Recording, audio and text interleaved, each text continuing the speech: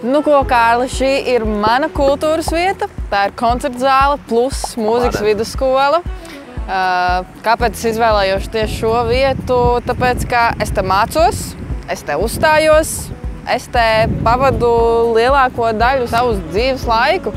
Es konkrēti mācos džeza vokālu, es dziedu, un man ir etno džeza grupa. Cik viegli vai grūti ir savākt tos līdzīgi domājošos, jo manuprāt, basītī savākt labu komandu nav viegli, tā kā es pieļauju iespēju, ka tas ir līdzīgi kā sportā. Un vai arī mūzikas skola jums atbalsta jūs kaut kā, vai kā tas vispār notiek, varbūt var pastāstīt? Skola ļoti atbalsta visus audzēkņus, visā, ko viņi dara, vai koncerts, vai kas, viņi aizdos instrumentus. Varbūt var pastāstīt, kā jūs grupu sauc?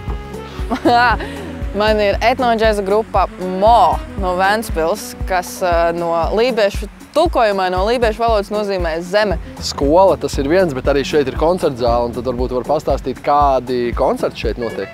Pirmkārt ir forši, ka mēs paši mūzikas vidusskolas audzēkņi varam uzstāties koncerta zāles zālēs. Un koncerta zālē notiek viss pops, roks, džess. Tad tiešām ir katrs atradīs kaut ko maziņu, kas viņam pašam patīk.